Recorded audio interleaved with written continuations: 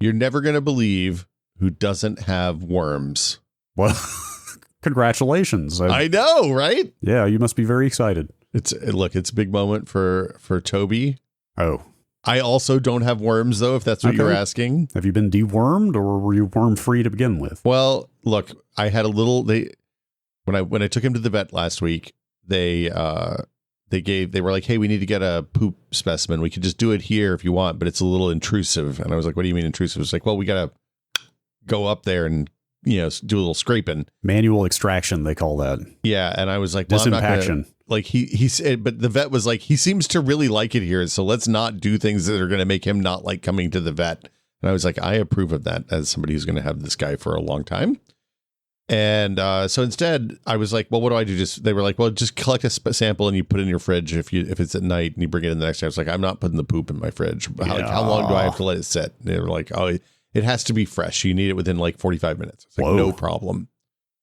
But I was expecting them to be like, yeah, just bring it back. But they gave me a little like vial with a little spoon on it. It was very very manageable. So the plan here was, upon the event, drop everything and run it to the vet? It literally, when he was like, hey, I want to go out on the next workday morning, I literally got in the shower as Gina was out back waiting for the event. And then it was a straight OJ Simpson through the airport to get there on time. Mm-hmm. You got in your white Bronco. Yeah. Well, it was the other OJ Simpson reference, but yeah. Hey, wait a minute. What was the airport? What was the airport one? I thought you were talking about the. Oh wow, you might be too young. So he had a series of Hertz car commercials. Oh, about how easy it was to drop off your rental car if you did Hertz, and the joke was, I think, you didn't have to run like OJ Simpson through the airport after you dropped off your rental car to make your flight.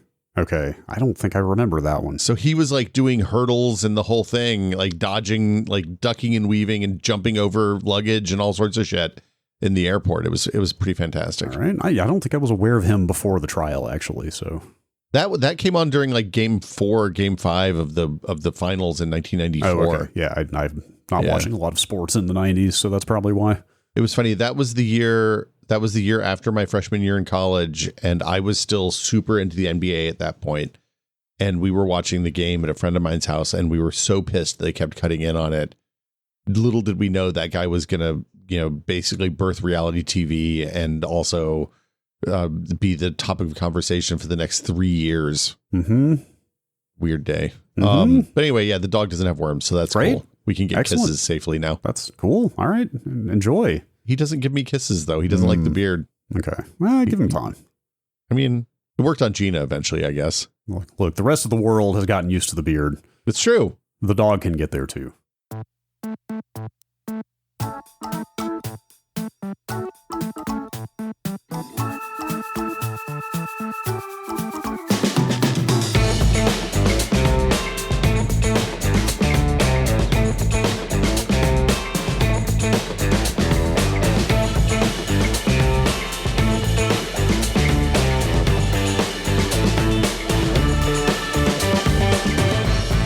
Welcome to Brad and Will Made a Tech Pod. I'm Will. I'm Brad.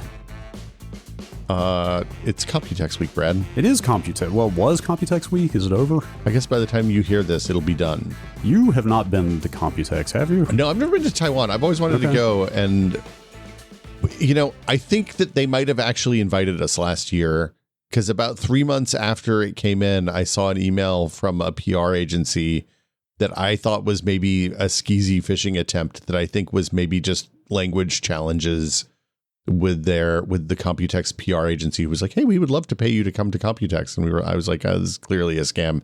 Somebody's going to try to harvest my kidneys. So whoops. Yes. We could have been there right now had I checked email more often. Yep. Lying in a bathtub full of ice. Yeah. Man, that sounds good. It's really warm today. I checked. It ends today at the time of this recording, but I have obviously not been to Computex, but having been to many E3s, I know what final day of conference is like. There is like zero news breaking. I think this one is a little different because I feel like the keynotes are usually stacked on the first couple of. So for folks who don't know, Computex is like, it's like CES or E3. It's a big, giant, huge trade show. It takes place in Taipei every year, and it's for PC builders and parts and like the motherboard manufacturers, the CPU folks, the OEMs like Dell and Lenovo, all the people that make weird accessories like from coolers all the way down to like keyboards and cases and stuff like that. But it's all really centered around the PC, the personal computer. So it's been, I expected this to be kind of an off year because of the, I'm waving my hand now, but the whole geopolitical situation around RAM and storage costs. Not to mention the security of Taiwan.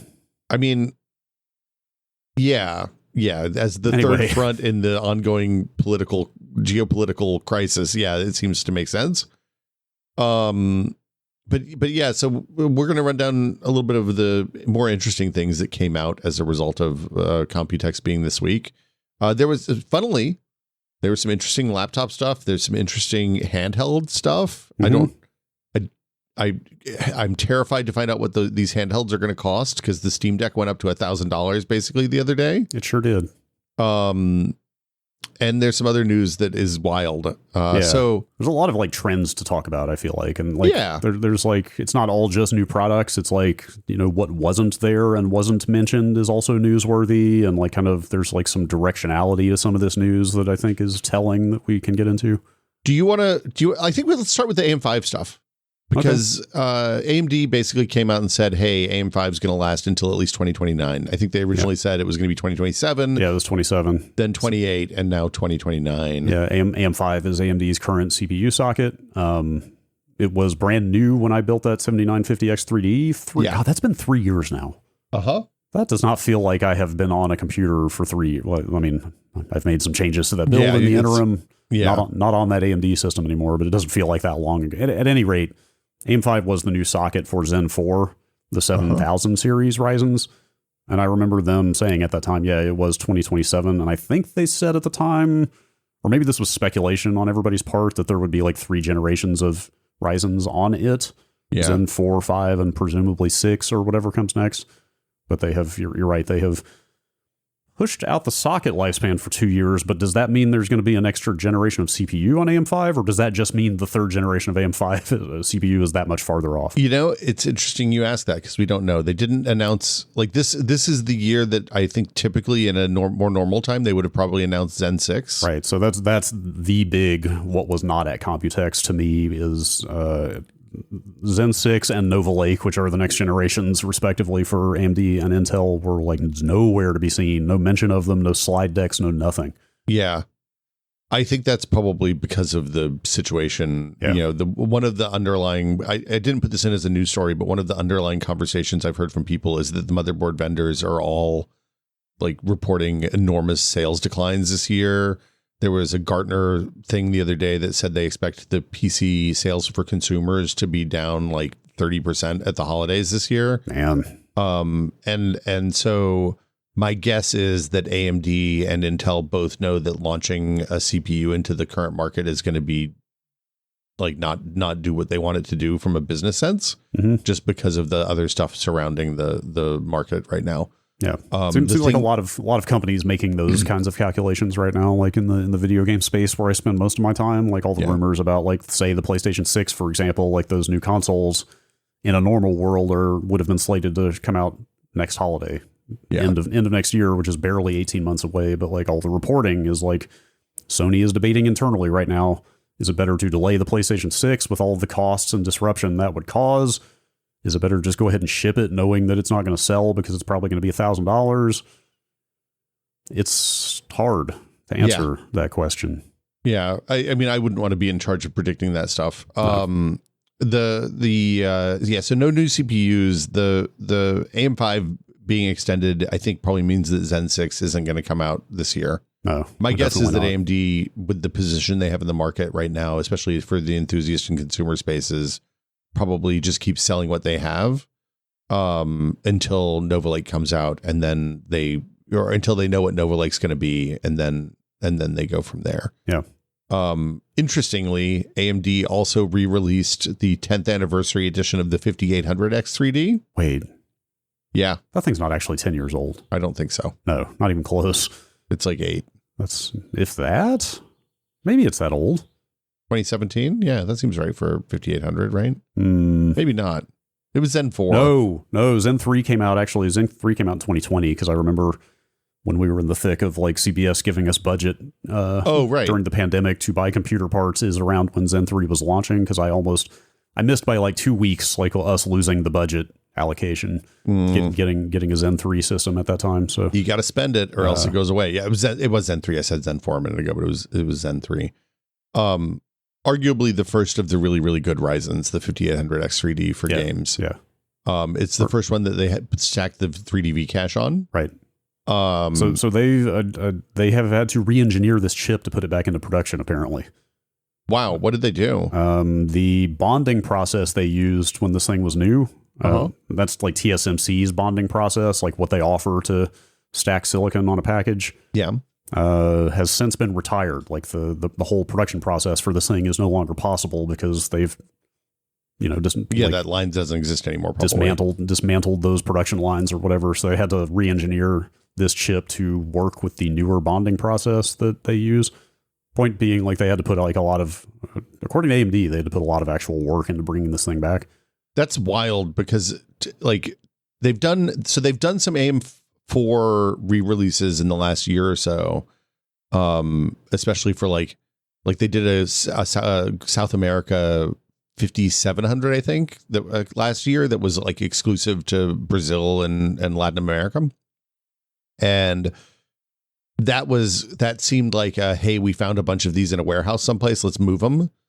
This feels like the fact that they're re-engineering this and producing it again, to me, says, hey, we think that because the DDR4 prices are reasonable, this is going to be the viable way going forward for an extended period of time, which is like, hey, the fact that we're making AM4 stuff or DDR4 stuff again is wild to me. Yeah. I mean, they're not entirely wrong, right? Like one of these and some decent 3600 DDR4 is like still a pretty viable, with a good graphics card. I mean, like that's still a pretty viable gaming rig, right? My daughter uses that, and it's a much nicer computer than I had at any point during my youth, I guess. I feel like I still see the 5800X3D like pretty high up in even modern CPU benchmarks. Like every time a new SKU comes out, you still see that one like pretty high up in the rankings. It's in raw CPU performance, it's pretty good. Anytime you have memory bandwidth limitations, it suffers because the RAM's a lot slower. Right. But it's those places where, or it's those games, I should say, where the extra CPU cache really matters, is where it surges ahead.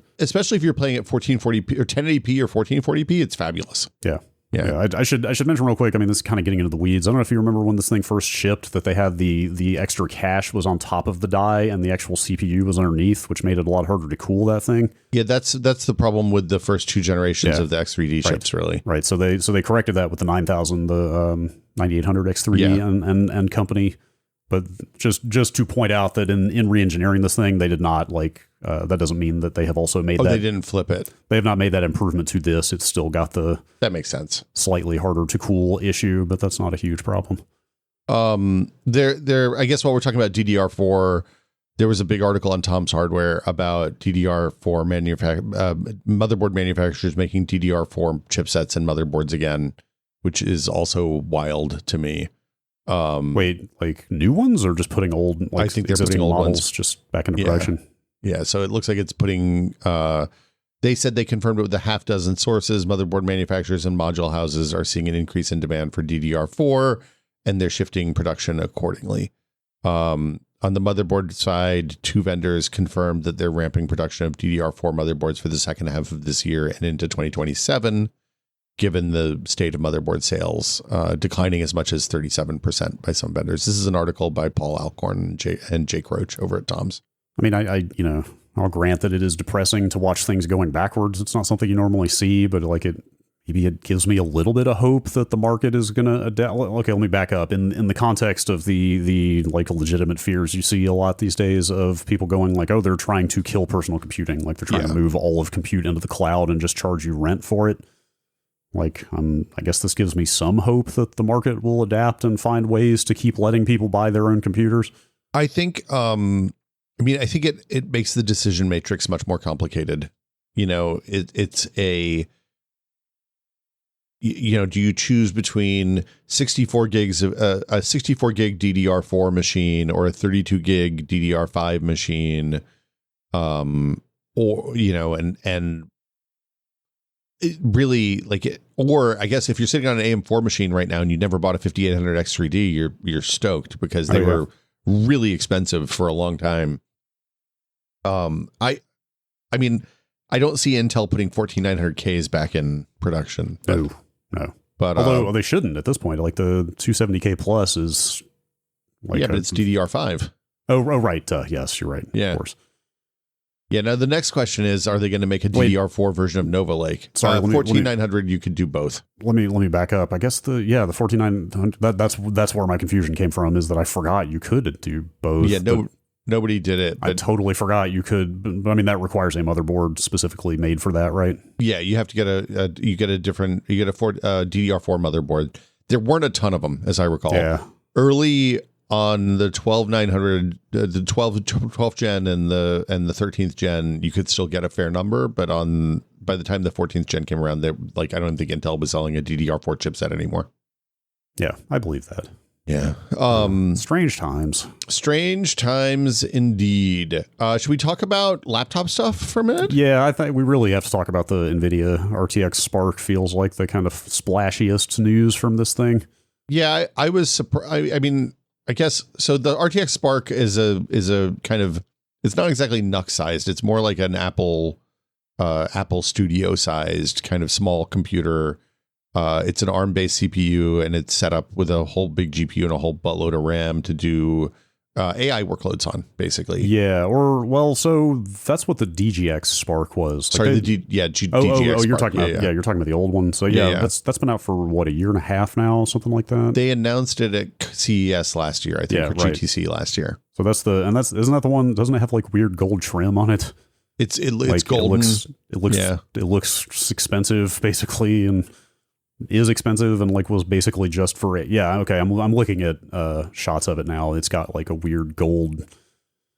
I don't know what they're doing. It looks like this thing's $5,000. Like it's Mac Studio. Yes, kind of. It's for like AI developers, basically, is how they pitched it. But yeah, they're kind of frustratingly vague on sort of specs for the RTX Spark, which is the more consumer focused one. I mean, their product page is like up to 20 core CPU. Yeah, and but it's designed for mobile is the thing. Right.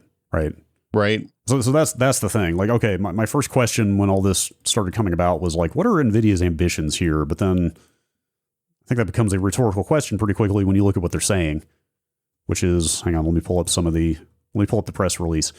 NVIDIA and Microsoft reinvent Windows PCs. Like, because the DGX Spark was a like expensive developer focused thing, I was like, okay, are these development laptops? Like, what's going on? But like, that seems like a pretty direct statement. Reinvent Windows PCs. And then if you look at the RTX Spark page, there's a section for content creators, there's a section for gamers, and a section for developers. Like, it seems like they are just making a push into consumer. They call it a new beginning for personal computers. Right. Yes, and I hate that I'm like trying to psychoanalyze Jensen Huang here, basically, but it really does feel like he has identified another market he wants to move into and dominate. So, look, this is for up to 128 gigabytes. So this is portable workstation. It still can be like a very expensive AI development workstation type thing, to be clear, but they are also pitching it as like something that could just be your laptop for general purpose. Yeah, it's kind of like the Strix Halo, Strix Point separation on the AMD side, right? Like one is, but with probably much more GPU, it seems like, because they're claiming it's a petaflop.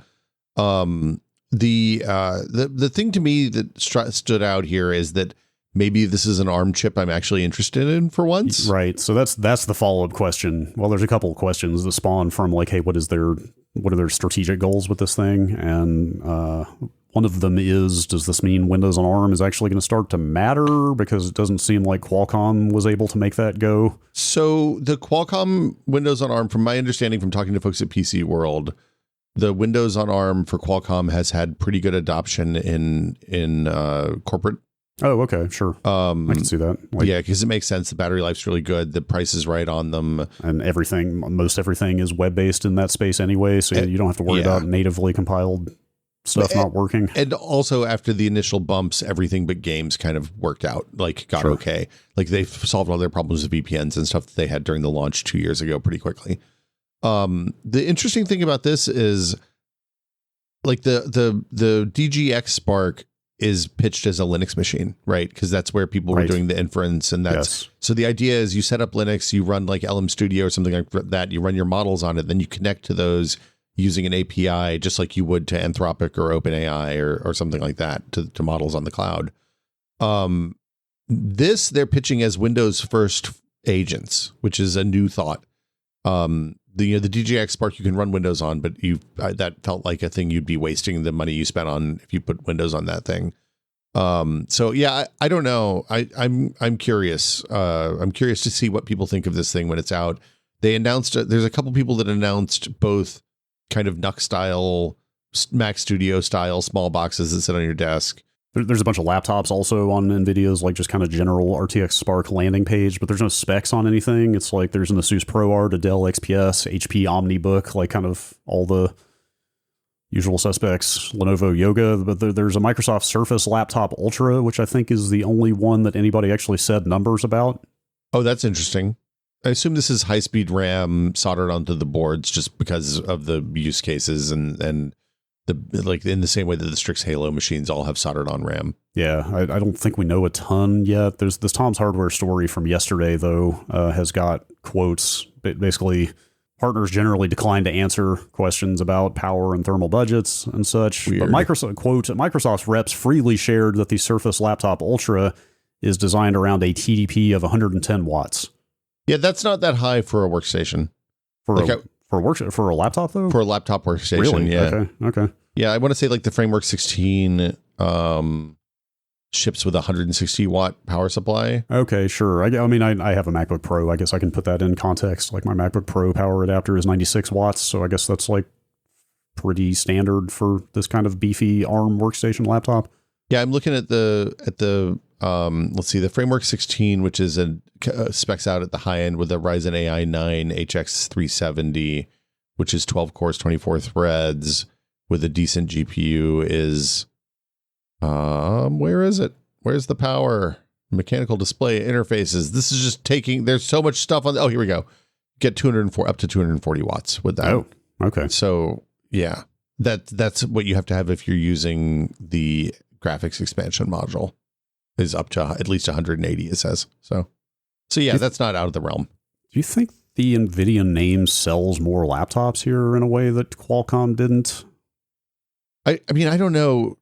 Did Tegra sell devices back in the day? I don't think so. No, but it's never been consumer facing in this way. Like Tegra's in the Switch. Tegra is like big in automotive. Like Nvidia was has big a in the Shield and stuff like that. Right, but those were just Nvidia devices. Like it's never really been like front of the box like Nvidia Inside kind of stuff in the way that they are really making a put. You know, that whole redefines Windows or redefines the personal computer, whatever language they're using is like much more highfalutin than they ever got with the Tegra stuff.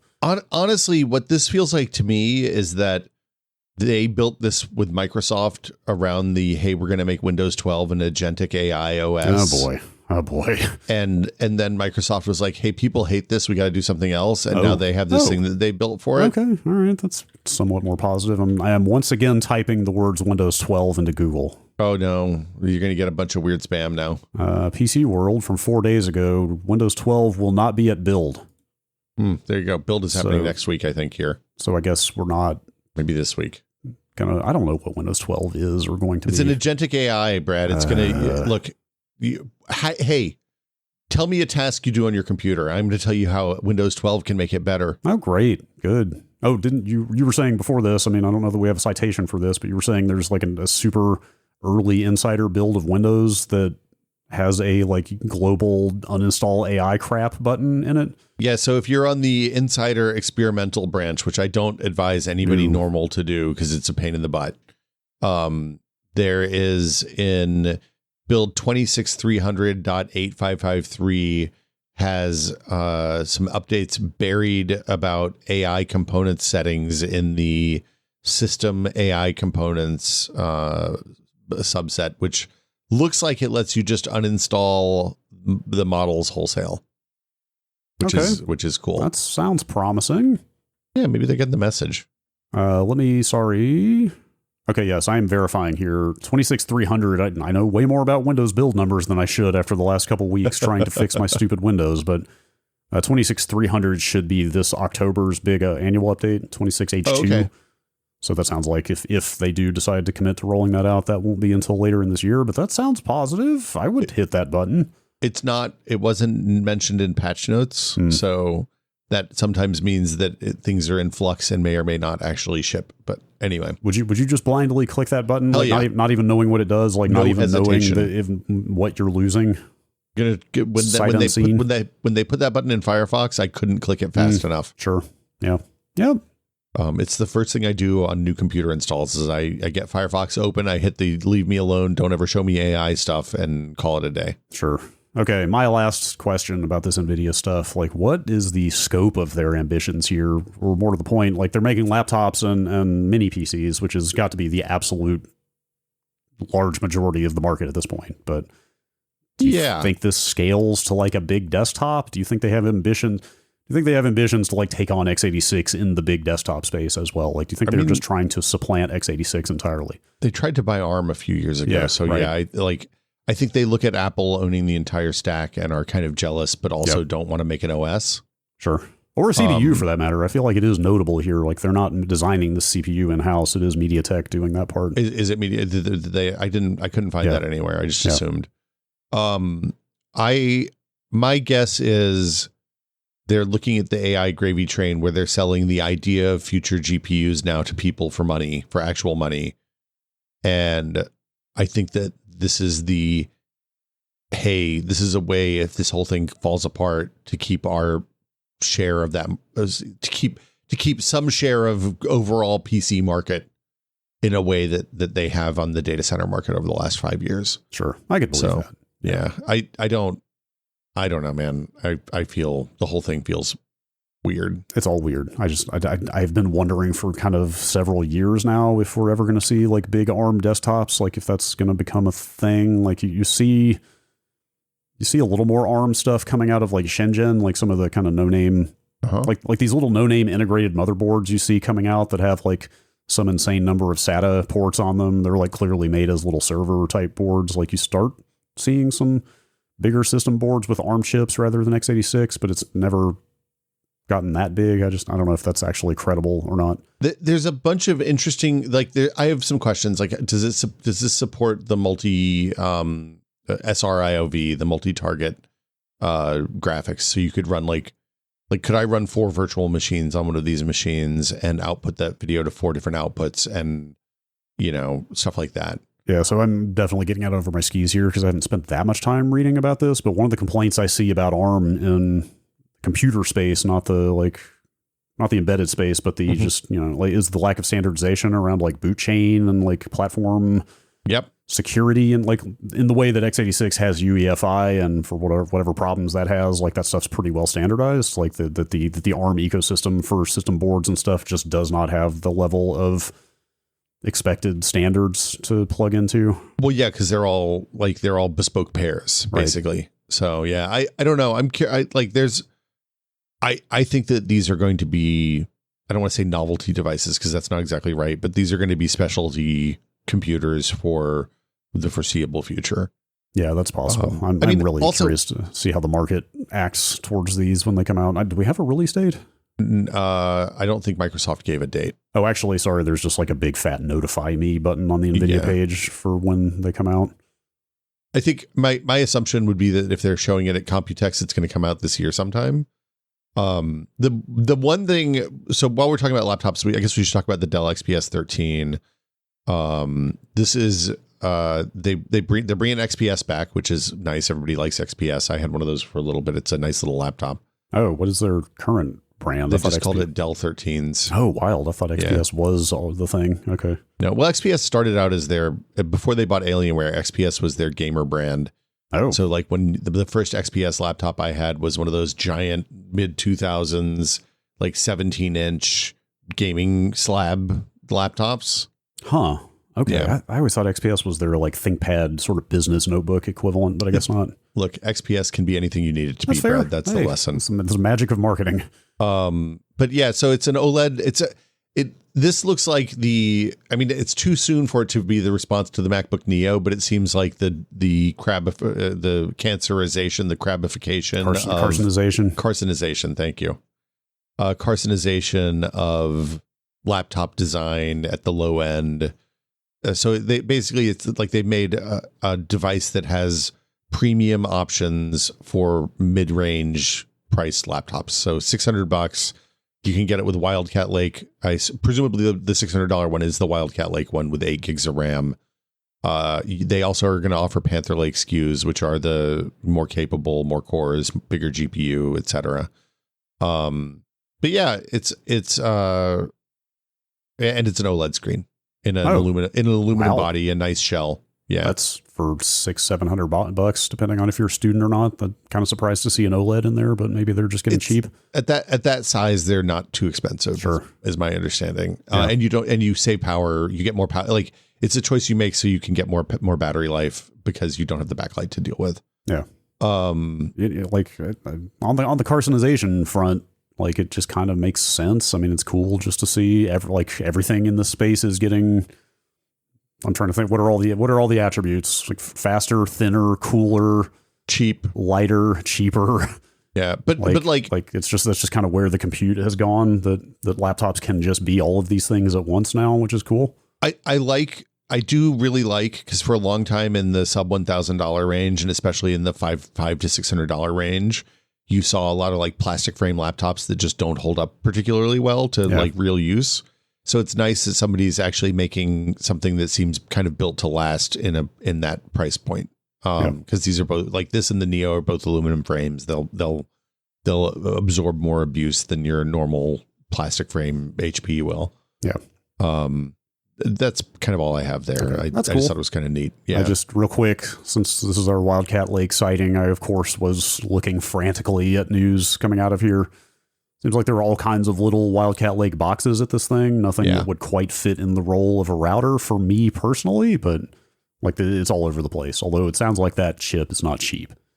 I mean, there's always a ramp on those, right? So they start out premium, and then as the demand is fulfilled and the supply goes up, then you'll start seeing like the B-Links and the mini forums and those guys making like small machines using those. That makes sense, especially since it's on Intel's new process. I'm sure that's driving costs up even more. But definitely some small, like ugly. I saw some photos of some small, ugly looking boxes with not a lot of ports on them, which is kind of exactly what I'm looking for there.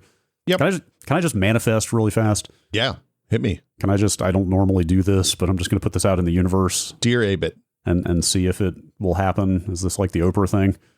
Is this the secret? Yeah, this is the secret. You just have to you say the thing that you want, and then capitalism provides. Okay, great. Well, so I've been digging. There's like 6 Wildcat Lake SKUs or whatever. It's the Core 3305 is my object of desire. Core 3305. What is that one? What's the defining characteristic? Because there? the options they ship on this thing are a number of P cores. A lot of them have either 1 or 2 P cores. There's also the NPU, which is the AI processor that is completely useless in a small server router thing. There's also a number of graphics cores. Okay. So Core 3305 is the one with both P cores, not 1. No NPU. And only minimal, like the smallest GPU possible. Okay. So that's the one. And I'm worried that's not going to happen. I'm worried it's going to be the 304 on everything, which only has 1 P core and I think does have the NPU in it, which is just wasted. Yeah, silicon for this kind of thing. Like I want maximal generic compute with no AI, and I think because even the 1 graphics core is going to get you all the QuickSync transcode, right? It should. It depends on how many streams you want to do and all that. Yeah, I guess sure. So also, if it's a router, you're not doing QuickSync transcode on it. No, I'm thinking of other people who are going to want to use this as like a little NAS box or something like that. Yeah, I want the Oops All E-cores version of this. I just want a bazillion E-cores, like 36 E-cores running at a half a watt a piece. Yeah, give me that good juice. Not to derail this too much. Did you see Intel is dumping E-cores? What? They're moving. This is a ways off. I'm trying to think. It's Nova Lake, and then I think 2 more generations before this happens. So it's going to be like in the 2030s before this happens. But they are, and this is in like released materials. They are in the opening stages of unifying. Like I think they actually call it like the Unified Core Initiative, where they They oh are my going, God. They are going back to one type of core. They're dumping big little is what I'm saying. Like they're getting rid of the big and little core model. They're just going back to one core. I mean, it kind of makes sense. Some of those Xeons that are all E-cores are wildly popular in data centers just because it makes thread scheduling and shit easier. And so the thing from the little bit I've read, the thing that happened is the E-cores got so good that it kind of didn't make sense to keep them split out anymore. That they were getting to the point where the E-cores were basically the P-cores from the previous generation. Yeah. So basically they've just gotten to the point where they're just going to do one core again, which means they'll start shipping AVX 512, hopefully, which is, anyway, I'm rambling about things I might buy in 6 or 7 years, but that's exciting. I mean, maybe we'll, in 10 years, we'll look back on this as the unnecessarily complicated times and be like, oh yeah, I sure hope so. All the cores are on one die. This is really good stuff. Fingers crossed. Let's see. Do you want to talk about, okay, handhelds are laptop adjacent. Let's do that next. All right. Intel rolled out the Arc G3 Extreme, which is their handheld chip, it seems like. Yeah, it's like, yeah. You keep up with this stuff way more than, like, I still barely know what Strix Halo is or all the Ryzen Z2 stuff. So hopefully you can give some context here. Yeah, so Z2 Extreme is the Ryzen. They announced it at CES last year, and it's basically the small APU style chip that's designed for low resolution handhelds specifically, or low to mid resolution, like up to 1080p probably.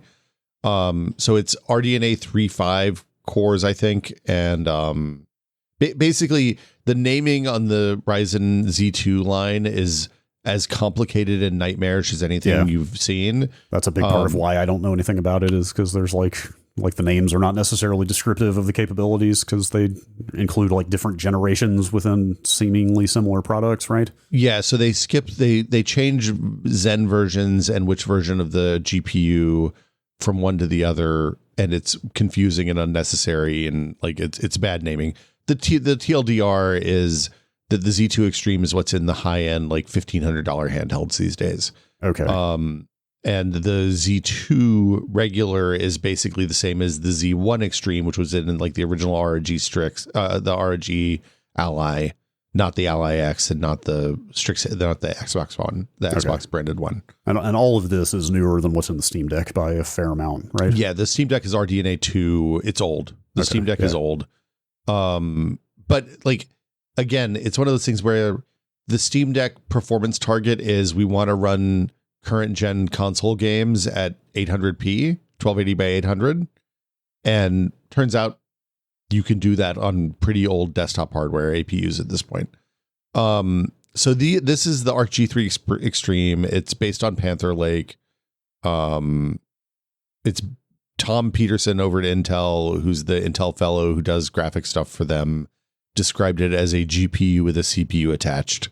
Okay. So it's Jensen's ultimate dream of, we just make the video card so big that you put the CPU inside it. Right.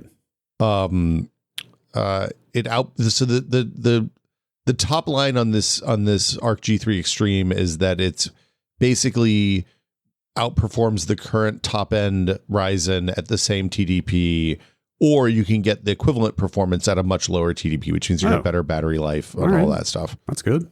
The MSI Claw 8 X EX AI Plus is the lead SKU. Why would you put AI Plus MSI in your handheld name? Look, everybody. Well, it's because the Microsoft stuff includes the upscaling on the Xbox layer now that doesn't take any of the vectors or anything, so it's kind of shit. Yeah, but you can remove that from your product name, is what I mean. Yeah, like the name can change at any time, regardless of what's in the product. Do you want to know why they did that? It's because that lets them get Microsoft Copilot Plus dollars to market it, probably. Okay. Yeah, because like the worm is turning, to be clear. People are anti-AI, it turns out. But I mean, at the corporate level, like on the ground, in the audience or the consumer base, that's been clear for a while. What I mean is like you're seeing even like Xbox executives talk about like scaling back some of the AI stuff they're putting in Xbox and Windows related products, and there's a lot of like corporate leadership, I feel like, and decision making that is clearly starting to pivot around the extreme anti-AI sentiment. I mean, when Goldman Sachs is coming out and saying, "Hey, we're worried about this market because the people that are making that have the highest valuations don't have any revenue or any hope of seeing positive profit in coming years." Yeah. that's a bad sign for that market. Or as I was listening to a more businessy podcast about this the other day, that like some of the companies like Anthropic are making money now, but then now we are in the next phase of that story where the people paying the money are now starting to say, maybe for a variety of reasons, this is not actually worth the money we are paying for it. It's like, whether it's like, the output that we're getting is not as good as the equivalent human work, or it's costing us more than those humans did, or whatever. Like, there's some like pretty telling executive quotes out there recently. Yeah. But anyway, whatever. That's a digression, but it's good to see more mobile GPUs out there. I'm sure this will be affordable, right?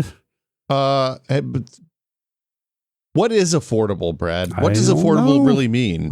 You're right. Actually, in a world where the Steam Deck is now the good Steam Deck, to be clear, like the terabyte model OLED. Entry level OLED is like $679 now, roughly. I think. But the top end one is $1,000. In a world where there's $1,000 Steam Deck now, this thing, I think we don't have a final price, but there's speculation that's like $1,500, right? Yeah, PC World said they expect it to be $1,500, which I think was Adam. That article wasn't bylined, I don't think, but it's good, which isn't outside the realm. Like the Lenovo Go 2 was in that same ballpark. The Xbox, the Asus ROG Ally Xbox Edition, the nice one is like $1,300. So yeah, it's gonna be expensive. Yeah. It's good to see. It's good to see handheld tier chips being pushed forward, and more competition too. Like, it's good to see Intel now being competitive in the space. I'm not a huge handheld guy, but that's exciting for people who like handhelds. Affordability aside, I think that's the TLDR is that, hey, with this you get a modern GPU, because the problem with a lot of these handhelds is the RDNA 3 and 3.5 stuff. You still don't get things like ray tracing, and you don't get the modern frame gen and all that stuff. That's the other thing I was going to ask, is the current Intel graphics are like very competitive on feature set, right? They're pretty good. Yeah, there's occasional hiccups, but they're doing a really good job of addressing them. I want to say, a game came out earlier this year that just actively blocked the ARC GPUs from working because they did a name check. Yes, I know what you're talking about. I can't remember the game. Yeah, it was a game out of China, I think. I can't remember.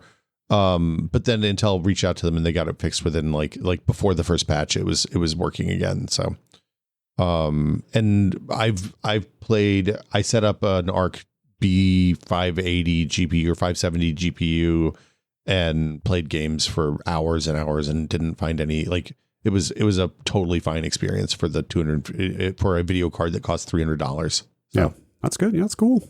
There should be some cheap stuff out there. Yeah, speaking of cheap stuff, there was some monitor stuff that happened at Computex this year. These aren't cheap monitors, I'm sorry. I was debating whether to question your segue or not. Well, okay, so the overall trend this year on OLED has been that there are we're starting to see under $500 for 27-inch OLEDs on the reg, especially at 1440p and 1080. I am very excited that my chosen monitor dimensions seem to be the one that everybody is pouring all the effort into. 27-inch 1440p is kind of my sweet spot for the time being. It's funny because I realized that I have a 4K monitor on my desktop, and the scaling that I run it at is actually 1440p, is effectively 1440p. So it was an accident. I bought these monitors sight unseen during the pandemic. But that's actually the reason, is that in both Linux and Windows, this just turns out to be, this is about the limit of native rendering without scaling. This is about as small as I can get and see everything clearly. So I'm just kind of, and it has the nice side benefit of not as many pixels to push when you're playing games, which means higher frame rate. That does help. I have to keep a 4K monitor to capture 4K video occasionally. Sure. But you could do a virtual resolution, and although I don't know if that would that might be adding a variable that might affect performance in a way that you wouldn't want to deal with. I don't know, but you could define a virtual resolution and render at that and capture it. But anyway. At the time I bought this, I didn't know that you could do that, I don't think, or maybe it wasn't possible. But sorry for the digression, but you're right. Like Alienware has like a $350, I think, like a $349 OLED at those dimensions now. Yeah, so you're seeing single panel OLEDs, which aren't as bright as the dual panel OLEDs. in the $300 to $500 range all the time, and at like I said, the 27 inch, 28 inch, 1440p range. But Samsung unveiled their first 4K 360 panel, which is a 32 inch panel. OLED runs OLED. Yeah. Oh, okay. Runs 1080p at 680 if you want to do the quad pumped. So like most of the newer 4K panels will let you run the half resolution at double speed. Oh. I mean, I guess it's technically quarter resolution, but you know what I mean? Half on either side. Yeah. Probably late this year or early next, and it's going to be really expensive, this Samsung panel. They haven't announced any product partners yet. I mean, obviously Samsung has a high-end enthusiast gaming monitor business with the G series. So they'll have something for sure. But presumably this is the most of the 4K panels these days are 240 at max. So in the OLED space. So this is exciting. That's cool. You put down this thing about the Hisense mini LED monitor, which I was excited to see. RGB mini LED, we should be clear. That's so RGB mini LED is the new hotness in TVs this year. Okay. I'll just explain very briefly what it is. You know what mini LED is? Like mini LED is what my 3-year-old Hisense TV is. Yeah. It's the current evolution of plain old LED backlights in TVs. It's just the backlight. There's a whole buttload of LED backlights, but they're all white. Right. So like when we went from fluorescent light bulbs to LEDs for backlights on LCDs many years ago. First, I think it was one giant LED, right, or at least one. It was like it was a strip of LEDs that fed into a diffuse medium that would backlight the entire thing, just like the fluorescent. It could only be addressed as one giant backlight. Yeah, and then we had. So then we went to local dimming was the next phase of that, where they started breaking it up into like large zones that could be controlled separately, and then we got the mini LED, which is what we're on now, where year by year, the number of discrete LEDs that can be turned on and off individually have kept getting smaller and smaller, and they've been cramming more and more of them on there. Makes sense. So, which is, again, what I have, where basically you can just control different parts of the backlight independently to give yourself more contrast and blah, blah, blah. So, and it ends up with things like the credits not looking weird because the black parts of the thing are all turned off, but the font doesn't show. Yeah. That's called haloing, where like you just, the quote unquote resolution of the backlight is too low to be able to turn off enough backlights. Like you basically like if you got white text on a black background, you can't turn off enough LEDs small enough around the text. So you get some kind of bleed around there. There's exactly one place where I really regularly see that on my TV, which is the little throbber spinning thing on the Xbox dashboard. Oh, that's funny. Like I see it occasionally other places as well, but that's the one place I see it consistently. Anytime the Xbox can't like load something in fast enough, and it's just spinning a little thing in the middle of the screen, you can see like a big halo around that. Anyway, so RGB mini LED. Currently, all the mini LED backlights are white LEDs. Yeah. Or actually, in a lot of cases, I was doing a lot of reading about this because I've been interested in the TV tech as well. In a lot of cases, they're blue LEDs that are passing through a filter, a light filter to turn them white. Because blues are brighter. I think that's probably why. Okay. I would assume. RGB mini LED is making all those backlights natively red, green, and blue. So basically, like it's replacing each white backlight or blue filtered backlight with a 3-pixel or a 3 LED RGB array. Yeah. Which has some advantages, actually a fair number of advantages. You remove that filter, like on the ones where you're going from blue to white, which like that absorbs some of the light. Yeah. You know, like that's not ideal. So now you're directly shining the colored backlight through the LCD screen. The biggest like front of box benefit I keep seeing people touting is color gamut. Like there is, so basically like every TV manufacturer basically is shipping an RGB mini LED this year. And one of them at least is claiming that they are getting to 100% of, what is it, BT 2020, I think is or Rec 2020. Which apparently is like that color space supposedly covers like every color that the human eye can see. So like a lot of these TVs are claiming like 99% or 100% 2020 coverage. That's cool. Which is like apparently like by far the widest gamut in a screen technology so far. That's the big advantage. That means we need new video formats is what you're saying. Maybe. Yeah. There's always got to be a new standard to chase, but good news. The other advantage of this is mini LEDs have already had like a huge brightness lead on OLEDs. Yeah. Like huge. And this is apparently just going to extend that lead even further because now you're removing that layer in between the backlight and the screen, so it's able to emit more light. So, like, this is a pretty promising technology because you're basically getting like wider color gamut than OLED and no burn-in concerns.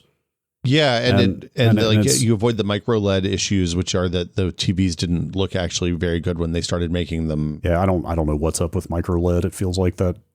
I feel like we're at this point in that micro LED cycle where instead of anticipating that it's going to happen, we're now starting to suspect that it never will happen. I mean, it's that people were showing micro LED TVs at CES this year, and the response from people who saw them in person was universally tepid. Interesting. But also sometimes that happens. Like if you remember, the image persistence on the early OLEDs was like there was mad ghosting on those, and people were like, I don't know about this. The black looks really nice, but everything else is really fuzzy. Stuff always gets better over time, but basically, like, this is a pretty promising technology because it's got, again, some pretty clear advantages over OLED, and like the contrast is pretty damn close. Yeah. So, and you don't have to stack two panels and like the stuff that they're doing now to make OLEDs bright enough. Yeah. Yeah. Like some of the nits figures you're seeing on some of these TVs, you're seeing people talk about like 10,000 nits and some like completely insane eye-searing brightness levels. I mean, are people playing games in their backyard in Arizona or something? What do you need 10,000 nits for? That's insane. So Hisense is shipping an RGB mini LED monitor in China soon, that they announced here. It's going to be, based on currency conversion, I looked up, about $1,500, which is not cheap. Seems right. And there's a couple other companies, like there's a company called HKC. I was looking on Monitors Unboxed yesterday that they showed an RGB mini LED monitor back at CES earlier this year. So this seems like it might be a thing. I've been wondering for a while why there aren't more mini LED monitors out there. Like this is of great interest to me as somebody who is on a computer about 95% of the time doing like Windows productivity stuff, not games. So my bet is the reason they're not doing this on monitors is because TVs have a real benefit to the enhanced brightness. Because if you're in a room with a lot of glare, getting up to like 3,000 nits makes sense. Yeah. And in the monitor situations are usually much more controlled. Yeah. So glare is less of an issue. Yeah. I'll be curious to see if this catches on, but like something that is in the ballpark of OLED in quality, or again on the color gamut, like beyond OLED, but doesn't have burn-in concerns, is of great interest to me. Well, and that you can do the higher refresh rates on is exciting. Like this is really cool. This is good news. I didn't know this was coming. That's rad. Yeah. I'm really curious to see how those TVs review when they come out soon.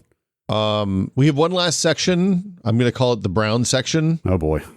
The brown node. No, the brown node. Definitely not. Okay. The brown node. Yep. I've got a few of these on my machine. God, speaking of, I saw a thing the other day. It was like a TikTok video where somebody got into somebody else's car with like a huge beefed up subwoofer. And I haven't seen one of these in a long time. And like, they were like, see if you can play this. And I was expecting it to be like hey, I'm going to soil myself note. And the guy was just sitting there kind of shaking from the amount of, anyway, loud stereo is weird, man. Yeah, true. Sure. Okay.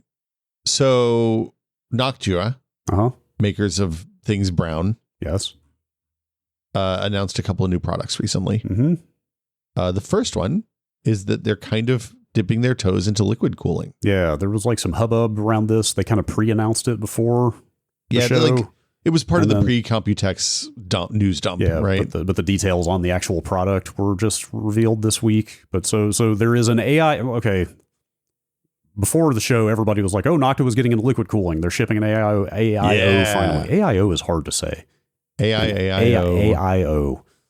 Old Mick Shoemaker had a farm. AIO. Yeah. It turns out that Ace Tech is making the actual liquid cooling part of this product, and Noctua is putting Noctua fans on it. And apparently they have also done some, like they say they've done their own pass on this thing to add. I'm trying to find what was the actual basically they made the pump quieter. Like they basically have done some extra.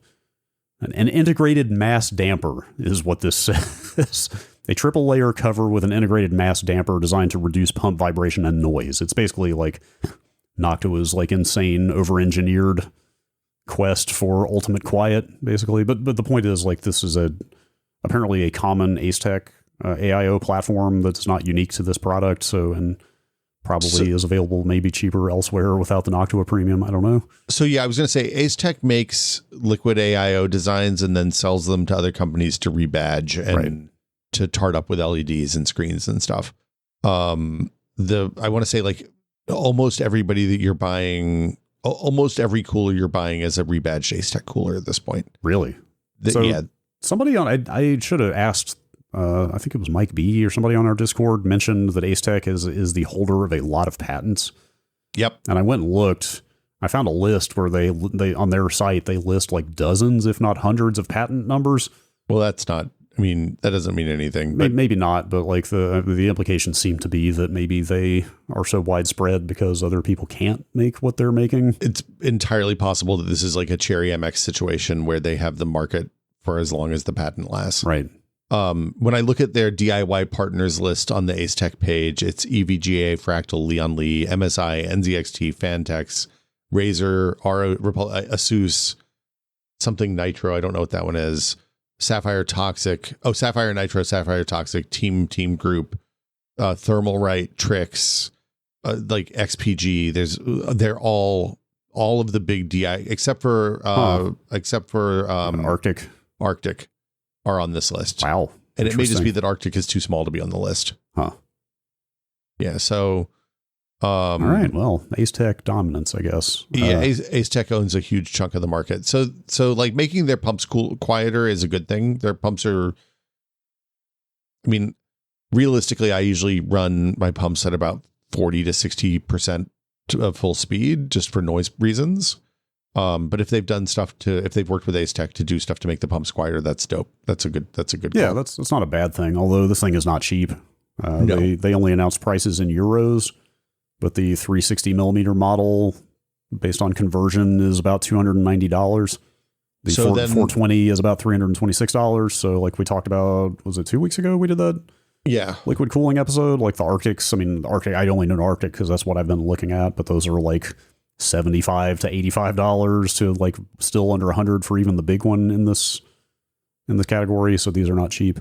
Yeah. I wonder, I mean, there's a fairly big market in people buying another AIO and then putting Noctua fans on it. So it may be that it's priced accordingly. Sure. I don't know. I mean, I think Noctua demands a premium just because of the way they have maybe the best brand in cooling in the PC space. Yep. But yeah, and the thing I didn't see is, are they doing, because Noctua does black fans and then they also do brown. It looks like they're selling these with the brown fans, which is good. Yes, the product shots at Computex are all the brown fans. Did you see, somebody linked recently, they put up a whole ass, like very detailed blog about why the black versions of their stuff lag the brown ones so much. Oh no, I didn't see that. And it's because they do an insane amount of like materials testing, because the black plastic has different sort of like like flexibility, and, like brittle, the brittleness, like the acoustic properties, like the whole thing. They have to like retest everything with these slightly different materials to make sure it lives up to their standards. So anyway, this is premium. Like this is probably and so they're selling 360, 240, and 420 millimeter versions. Yeah. So the 420 is going to be enormous. They're using different fans on it. They're all the NF A12 and A14, which I see mentioned here and there. I think those are the static pressure ones, if I'm not mistaken. Like you want I forget what the airflow properties are that you're looking for, but anyway, you want more push and less flow with the radiator is the idea. Can I 30-second sidebar here and just self-indulgently ask the Discord for starting the timer or Blue Sky folks or whoever wants to at me for reasons we don't need to get into? I think I might be in the market for an AIO where the pump is in the radiator and not the CPU block. Okay. It's just one of those, the pump should be at the bottom of the loop things. You want the placement right. Yeah. So like the thing. I'm kind of thinking I might put the AIO in the bottom of my case or the radiator in the bottom. So if anybody has a recommendation for a good AIO with the pump in the radiator, I would love to hear it. Okay. So anyway, I think that's it. I think that's our Computex news. Oh, there's the one other. Oh, The carb ice. Carb ice. We're getting into exotic material science thermal pads again. Yeah, so this is actually paired with the 5800X3D release, I think, right? Is it? Yeah. Because I think the first version they're shipping is AMD exclusive, right? Is AM4, AM5, and I want to say it's coming with the CPU, maybe. Oh, really? So AMD is bundling the Carb Ice pad with the 5800X3D. It's branded Noctua. So this, we talked about this earlier, the re-release, the 10th anniversary re-release. It's really the 6th anniversary re-release of the 5800X3D. Does that mean this is coming in the box with the CPU? Yeah, in the box with the CPU. Wow, that's interesting. Or, I mean, it could be a store bundle alternately. I don't know. I'm looking at the Carb Ice. They're the one who make this thing. Has Adam talked to Carb Ice before? I feel like I don't remember. I swear I saw PC World talking to one of these companies that's doing this, one of these like crazy futuristic thermal interface materials, but maybe it's somebody else. So we've talked to a bunch of people who do like there's a Honeywell TIM interface that people really like, that it changes phase at CPU temperatures. Yeah, that's the PTM 7950, which is kind of everywhere. Not everywhere, but you can get like Linus Tech Tips sells it now. Like, yeah, but also you can get it from Thermal Grizzly for like a tenth of the price that Linus sells it for. I think theirs might be a slightly different formula, but similar. Yeah. Mod DIY also sells it. I know this because I almost ordered one a week or two ago. I always wonder with these things, and I don't know how that'll work for this, and we should also say what this technology actually is in a minute, but I always wonder what the removal process is like. So on those pads, on the Honeywell pad, at room temperature, it solidifies again. It becomes something you just peel off. Supposedly. I have looked at some real world, some forum threads of people that actually have them, and like it sounds like it is a little bit. It's not as messy as paste, definitely, but it doesn't just come off like super clean. Like my guess is you use a putty knife to get the remainder. They said they had to kind of scrape it off which is maybe a little less appealing. So, I mean, here's the thing. So this Carb Ice thing is an aluminum carbon nanotube. Carbon nanotubes. Yeah. It's a amalgamation. So it looks like they grow the carbon nanotubes vertically perpendicular out of this aluminum substrate on both sides, with the idea being that as the CPU heats and cools over the first few heat cycles, eventually the carbon nanotubes mold to the unique surface of your CPU and your thermal interface and your cooler, so that there's no gaps. And those tubes, the reason they use carbon nanotubes is because they transmit heat really efficiently. So you send it into this aluminum layer, it comes out of the aluminum layer, then it goes into the carbon nanotubes on the other side and comes up into your AIO block or your fan or whatever you have. Yeah, I'll put our show notes for this in this week's episode so you can click through. We've got a link to the actual Noctua page for this that has a microscopic photo of how this works. Like you can see the tiny imperfections in what would be the CPU heat spreader and how the nanotubes kind of like bond to those or kind of fill in those gaps. So when you use thermal goo, theoretically, it warms up and it spreads out and does the same thing. But then you have the goo mess. And also over time, the thermal paste dries out. There's a whole host of problems. Yeah, that's the thing as I've been reading these communities of people exploring these other materials, that's the thing most of them are trying to avoid, is that the paste is fine when you put it on, but after X number of years, 3-4 years, I have a 12-year-old Broadwell E machine in the garage that ran for a good 8 years. I'm tempted to go pop it off and see what it looks like under there. Sure. Yes. But it's basically people looking for like, I want to put a thing on once and never have to think about it again. And that's what this is doing. Like this straight out. I think that's literally part of this press release or product page, is that it's supposed to be good for the life of the CPU, right? Yeah. So there's two announcements here. One is that AMD is bundling the Carb Ice pad, which is this carbon nanotube pad, with all of the 5800X3Ds that they're selling, the retail ones, when that's out later this year. The other announcement is that if you have an AM5 or AM4 machine and you want to buy one of these at some point, Noctua is going to sell one that's pre-cut to fit the AM4, AM5 platform. So, I don't know, man. This feels good. I'm excited about this. They describe this as a peel and stick installation without any guesswork. Which exciting. That sounds good. I'm going to keep an eye on this. Yeah. Like the initial thermal pads were like, hey, this is because you ran one for a little bit. It's convenient, but it isn't. Pad? Yeah, the graphite pad. They're convenient, but you are sacrificing some performance. And this seems like this may be as good or better than what you would expect from a similar thermal grease situation. The Gamers Nexus testing with those graphite pads showed, I think, like average, you're giving up 3 to 4 degrees Celsius of performance, which is not nothing at the top end, but that's fine for a lower power CPU. The thermal pad, not maybe as convenient as you might think, because that thing is light as a feather. So when you put it on the CPU, it's also, there is no friction to it at all. Like a light breeze will just blow that thing right off the CPU. And when because they're really thin. They're super thin, super light. Zero. Again, they're like what's the term I'm looking for? The opposite of like rough. You know what I mean? They're super slippery. Like there's no friction like adhering them to the surface. And when you're putting a giant tower cooler on and can't see underneath the tower cooler, and you've lined up the thing, like you could kind of like nudge it with the cooler as you're screwing it in, and it could get way off center, and you would never know it. And so it's actually kind of a pain to install and keep aligned. Look, we had somebody bring their computer in. They were like, "Hey, I'm getting weird crashes. I've been using this for 2 years, but it's when we took the cooler off, the plastic was still on there." Oh no! Yeah. Oh no! That's the That's the classic. But the thing you hear about. So the funny thing is, they'd put grease on the CPU. So there was grease between the plastic and the CPU, and then it had the thermal pad between the plastic and the thing. And I want to say it was like a 5700 or something like that, like a reasonably low power Ryzen. And they had run it for 5 years, 4 or 5 years before it started having problems. So like, kind of like, wow, that's bad, but also damn. You know? Did you ever get a follow-up from them? Like, it was much better afterwards. It turns out the fans made much less noise is what we were told. I wonder if there was any permanent damage or if they were just hunky-dory from there. They're still using it as far as I know. So yeah, I'm curious about this. I'm always excited to see new advancements in materials for this specific thing.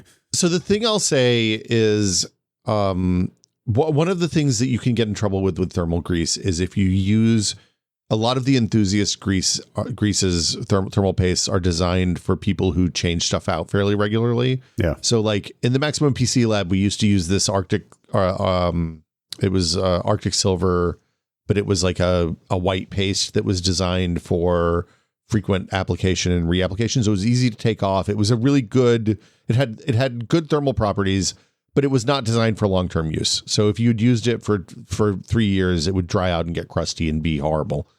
And so like when you're building a machine for home or working on your machine at home, you never would have used that stuff.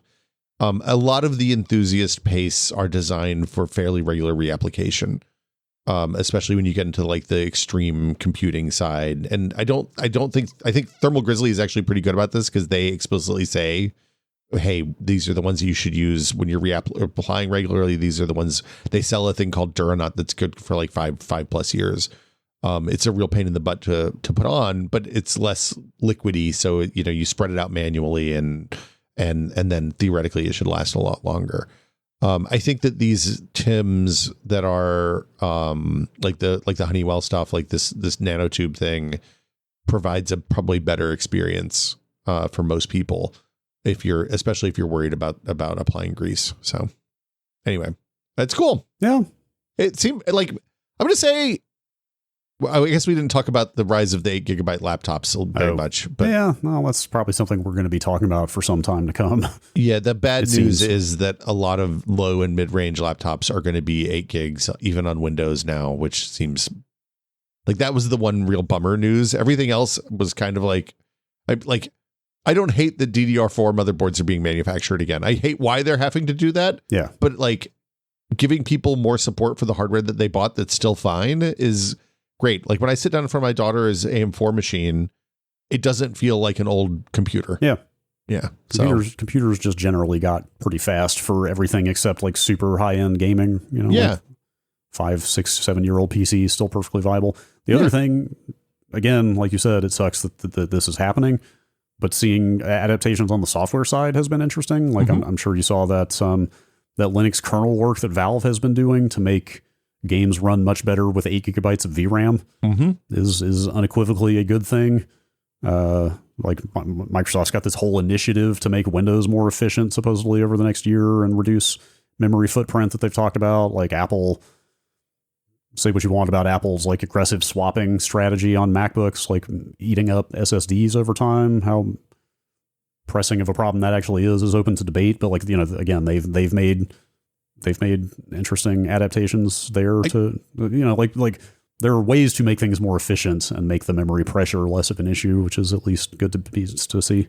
Yeah. And like, I don't think it's a good thing that people are selling 8 gig laptops. I wouldn't recommend anybody go out and buy an 8 gig laptop if they can afford something better. Yeah, if you can afford 16, that is much more future proof. Yeah. But at the same time, if this applies pressure to software vendors to get their memory usage under control, if this helps Google feel the need to reduce the amount of RAM that they're using, that would be great. Yeah. Like, it's funny. I had a conversation with a friend yesterday, and she was telling me about her kid's Chromebook that her school makes her use. And she was like, they limit the number of tabs you can have open in Chrome. And this is for like a high school age kid or middle school age kid. And I was like, is it because of RAM limits, or is it just because the IT department doesn't want them to have 300 tabs open and churn the SSDs in these things? But yeah, like that's a bad solution for the, hey, my thing is taking too much RAM. The good solution is there's got to be better solutions, and having people pay attention to that for the first time in 2 decades is nice. Yeah. You know what else is nice? What's that? Supporting your favorite podcasts. You're right. I was about to say like more native UI framework usage, but that's probably not the direction you were going. Look, native UI framework usage. The one thing I am stoked about with the whole nobody spending money on things that have RAM or storage in them is that people are going to spend money on things that don't have RAM and storage in them, like monitors and keyboards, and like we'll see some interesting things happening in those spaces. I hope. Yep. So some of that at this show, even. Yeah. Like I'm stoked about what's happening with the OLEDs. I'm stoked at what's happening. Like I will totally buy a 1440p 27-inch OLED this year. I would be shocked if I don't end up by the end of the year doing that. But maybe I'm going to buy a mini RGB LED instead. That seems kind of expensive, but you know, hey. Yeah. Well, hopefully they'll get cheap too. Yeah. But also supporting your favorite podcasts is lovely as well. We appreciate every person who supports us on Patreon. You can go to patreon.com/techpod and find out how. It costs $5 in the US. That's like a crunch wrap these days, over 2/3 of a crunch wrap at the Taco Bell by my house. Yeah. I'm going to say I have often over the years, and we've talked about this before, felt a little bit bad about the amount of money that we pay to Patreon as for the services they provide. But this week, Patreon stood up. I don't know if you saw Jack Conte, who's the CEO of Patreon. Have you followed the Bricks and Minifigs saga on YouTube? Are you aware of this? I think I might have seen one headline. It's funny. We had a meeting with someone from Patreon yesterday when the name Jack Conte came up repeatedly. But I think I saw something about some copyright dispute or something going on there. Yeah. So like there's a YouTuber who is doing a video series about a maybe fraudulent transaction with this Lego shop at in Oregon someplace. And those people don't understand how the internet works. So instead of like just saying, hey, yeah, sorry, we did this, and giving the people their Lego back, basically the TLDR is it was a consignment deal that then somebody maybe wasn't supposed to do consignment, and they took over the corporate took over the store, and as part of not doing consignment and taking over that store, they ended up with $250,000 worth of Lego that probably they didn't buy, and they're refusing to give it back or chuck over the money or whatever. Anyway, the TLDR is this YouTuber started doing videos about this, and the Lego store just DMCA'd the YouTube videos, and YouTube, because of the way the DMCA works, just took them down, which is how it happens. So then he put it up on his Patreon, and they DMCA'd Patreon, and Jack Conte posted a video yesterday, the day before, in the morning, and was like, hey, so here's the situation with the Reckless Ben and the Bricks and Minifigs situation. We have looked at this. We've looked at this complaint. We've talked to our attorneys, and our official policy is that they can get fucked. We're not taking the videos down. Cool. Which, like, that is the service I'm paying Patreon for. Yeah. I'm fine. Totally. Like, yeah. Anyway, so totally. Shout outs to Patreon. That's good to hear. I mean, that's we tend to use YouTube and Twitch for most all of our video needs, mainly because like people prefer those platforms because they're already there. Like the audience already knows the YouTube player and they would like to keep using it for everything. But we also do a fair amount of streaming of things like Alex playing Clone Hero, which is just nonstop licensed music, or not even licensed. I mean, it's just straight. You know what I mean? Or like, it's going to trigger all sorts of copyright flags, and the video will be muted at best. That video is going to be nuked from orbit. Like WWE is really bad about getting takedowns on anything, including footage from their legacy program. Like the point is, like anytime we run stuff like that, which is pretty frequent, we just go to Patreon with it. Like on the Next Lander Patreon, that's always the fallback when we did a stream like that, is like, hey, we're not even gonna like put the archive up on YouTube for this because it's not worth it, but the full thing will be on Patreon and you can watch it there. That's awesome. Yeah, so like good for them. Good on them. That's we love Patreon. If you want to support us over on Patreon, you can go to patreon.com/techpod. Like I said, it's $5 a month, and we appreciate the support because we don't take ads here. This is an ad-free podcast. As always, we want to thank all of our patrons, everybody who supports the show. Thank you all so much. When you sign up, you get access to the Discord, which is full of beautiful nerds who talk about all sorts of stuff. We were talking about mail clients this week. We were talking about a whole lot of talk about small, like ESP32 based DIY projects lately. And I'm seeing some new stuff happening in the networking channels that are interesting that I'm going to get into. We'll probably do an episode about in the future. Oh, But yeah, and special shout out goes to our executive producer tier patrons every month, or every week rather, including Infelicitous Rips, Andrew M. Slosky. Is it M? Hold on, my browser is too narrow, so I'm not seeing full names here, which is a problem. Maybe it's just Andrew ... I can't tell. No, it's Andrew Slosky. Sorry, Andrew.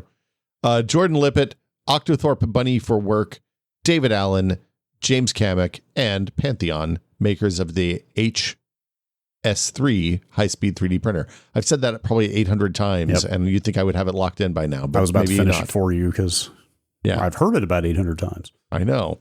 That'll do it for us this week. We'll be back next week with another edition of the Tech Pod. I think we've had a lot of requests for search alternatives because people are upset with Google right now. Yeah, for a good reason. Is there a date for the search apocalypse? I thought it was supposed to happen on June 1, but they seem to have backed off. So, or maybe it's like one of the staggered rollouts where we'll like some people will get it and some people won't. Yeah, we should check out some other options. I've been using Kagi. I don't know how you say it. Yeah, Kagi. Probably Kagi. Kagi. I've also been back on DuckDuckGo on some devices. So those seem to be the two leaders. But if people have other things they want us to check out, send it in. You haven't been doing any binging? Bing is DuckDuckGo. Oh, or DuckDuckGo is Bing. Does that run on Bing? I didn't know that. Yeah. It's just a different view on Bing. Okay. But yeah, so if people have other things they want us to check out, please send them into techpod@content.town and we'll add them to the list.